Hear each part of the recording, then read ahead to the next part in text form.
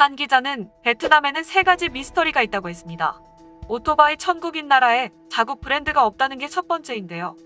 베트남 오토바이 제조협회에 속한 5개 기업 중 3개는 일본계입니다. 나머지 2개는 이탈리아와 대만 업체입니다. 두 번째는 베트남은 남북으로 3,444km나 되는 해안선을 끼고 있는데도 대형 선박 한 척 제대로 생산하지 못합니다. 베트남 조선소에서 건조할 수 있는 건 할롱베이에서 관광객을 태우고 다니는 유람선 정도라고 합니다. 마지막 미스터리는 삼성과 관련돼 있습니다. 삼성전자가 2008년 하노이 인근 박린성에 휴대폰 제조 공장을 지은 지 올해로 12년째인데 삼성에 납품하는 베트남계 협력사는 포장지 제조업체 정도라고 합니다. 물론 삼성이 한국에서 기존 협력사를 데려온 영향도 있지만 보다 근본적인 원인은 베트남에 있다는 지적이 나오고 있습니다.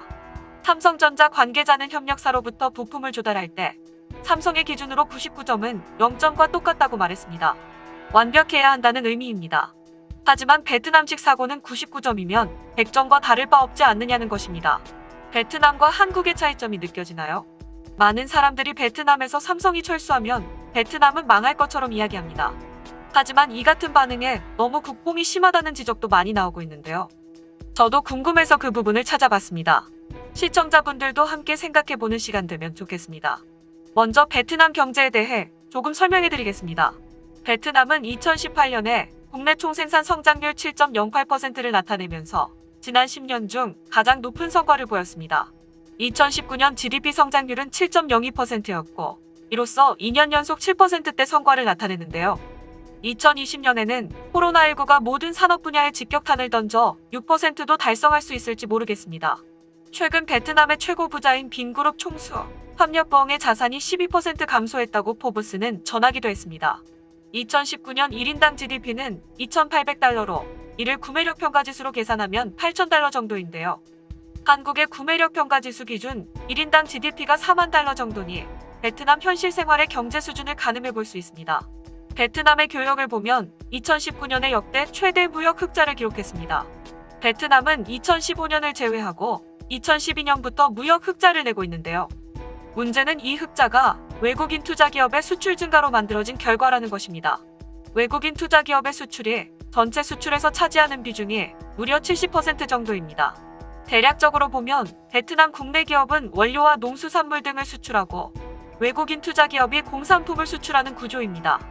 초반에 말씀드린 미스터리가 조금 풀리는 느낌입니다. 삼성전자 베트남 법인이 지난해 매출액 646억 4천만 달러로 베트남 500대 기업 가운데 1위를 차지했습니다.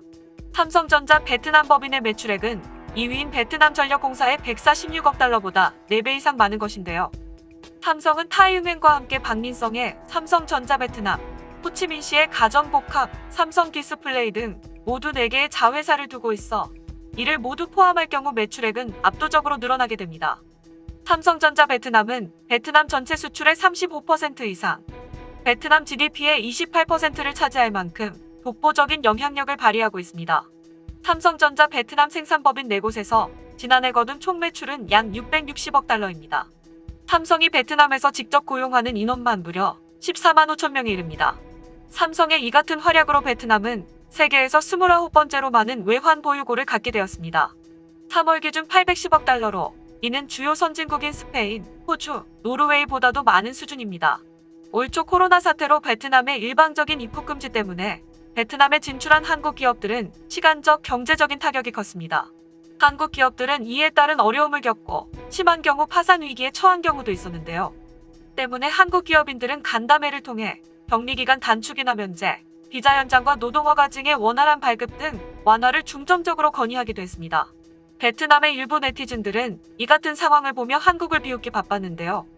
한국은 어쩔 수 없이 베트남을 선택할 수밖에 없다. 호의를 베풀어도 뒤에서 욕하는 나라 한국, 일본마저 베트남을 선택하고 있는데 한국은 방역 실패, 국가라 신뢰가 가지 않는다. 삼성이 세계적 기업이라고 한들 베트남 없이는 성장하기 어렵다. 등의 댓글을 달며 한국은 베트남 없이는 안 된다는 입장을 보이기도 했습니다. 정말 황당하기 짝이 없는 상황이었는데요. 그럼 베트남에서 삼성이 전부도 아니고 일부 철수에 대한 베트남은 어떻게 반응했는지 보겠습니다. 18일 오전 전혀 예상치 못한 충격적인 뉴스가 현지 언론을 통해 나왔습니다. 인디아 타임즈는 삼성은 스마트폰 생산 일부를 인도로 이전한다는 계획이 있다는 보도를 했는데요. 베트남 언론 약 40여 개는 그 내용을 그대로 인용하여 삼성이 베트남에서 인도로 스마트폰 생산을 이전한다는 내용의 기사를 대서특필했습니다. 그러자 일부 언론에서는 삼성이 2008년부터 꾸준히 베트남에 투자를 해왔으며 총 13만 명의 근로자들이 삼성에 소속되어 있고 삼성그룹의 두 번째 고향은 베트남이라면서 삼성은 절대 베트남을 떠나지 않을 것이다 라는 기사를 내보내며 인디아 타임즈에 기사를 부인했습니다. 이는 삼성전자의 이전이 베트남 내에서도 충분히 충격적인 소식이라는 것이 증명된 것이며 이미 퍼져버린 삼성전자 공장 이전 소식으로 불안해하는 국민들을 안심시키기 위한 기사라고 합니다. 결국 18일 오후에 발표된 기사에 따르면 베트남 정부에서 삼성 측의 사실 여부를 확인해달라고 요청했으며 이에 삼성 관계자는 인도 이전 소식은 사실이 아니라며 부인했다고 합니다. 그러나 인도 시장은 삼성에 있어서 꼭 지켜야 하는 시장임을 베트남도 알기 때문에 이처럼 반응을 하는 것인데요. 어쩌면 2018년에 삼성을 인도에 빼앗긴 경험 때문일 수도 있습니다. 2018년 이재용 삼성전자 부회장이 신공장으로 인도를 선택하면서 베트남은 충격에 휩싸인 일이 있었습니다.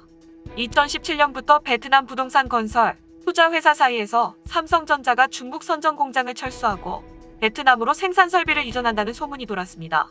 실제로 베트남에 진출해 있는 삼성전자 하청업체들은 2017년 생산 설비 증설에 대비해 공장 부지 등을 알아보는 움직임을 보였습니다.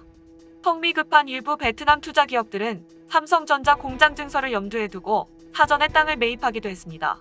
당시 중국의 보호무역과 사드 배치에 대한 보복 조치로 삼성전자의 입지가 갈수록 줄어들었는데요. 삼성은 결국 중국을 떠나기로 결정하고 새로운 공장을 찾기로 했습니다.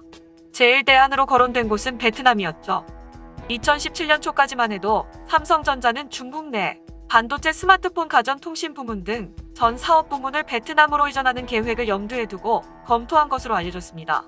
하지만 무섭게 치고 올라오는 중국에 대한 견제와 빅마켓인 인도 시장에서 중국 기업들의 성장세가 심상치 않자 전략을 수정하기로 했습니다. 그 대안으로 나온 것이 인도 공장 증설이었습니다. 인도 시장 방어와 경쟁력 확보의 최선이라고 판단한 것이죠. 당시 상황과 지금의 상황이 상당히 비슷한데요. 삼성의 움직임은 일사천리였습니다.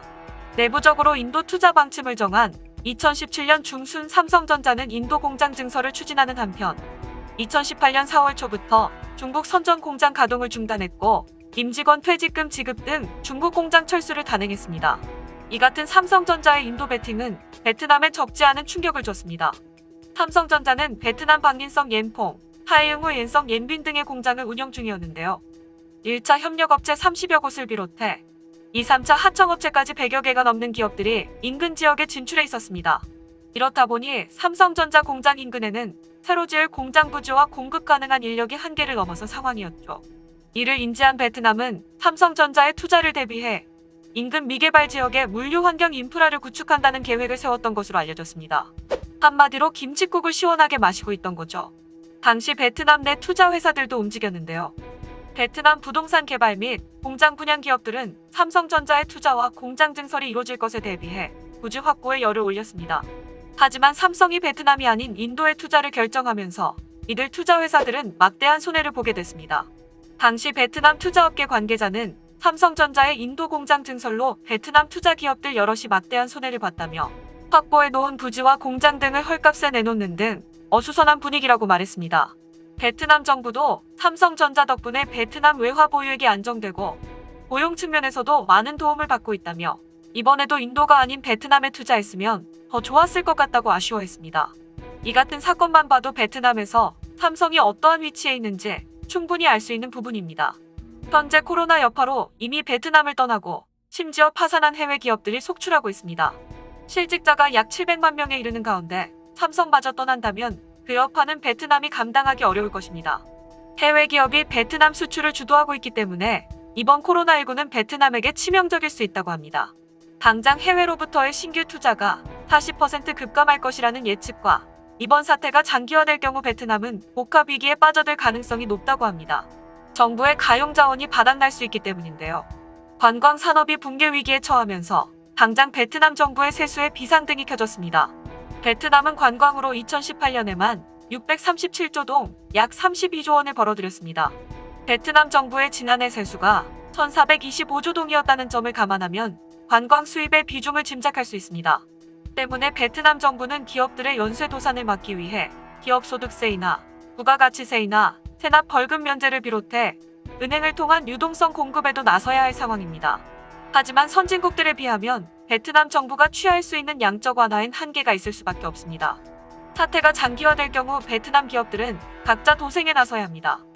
이때 베트남 경제의 한 축인 삼성전자가 베트남에서 철수라도 한다고 생각하면 베트남은 그동안 겪어보지 못한 위기를 맞을 것입니다. 시청해주셔서 감사합니다. 구독과 좋아요, 알림 설정은 영상 제작에 많은 도움이 됩니다.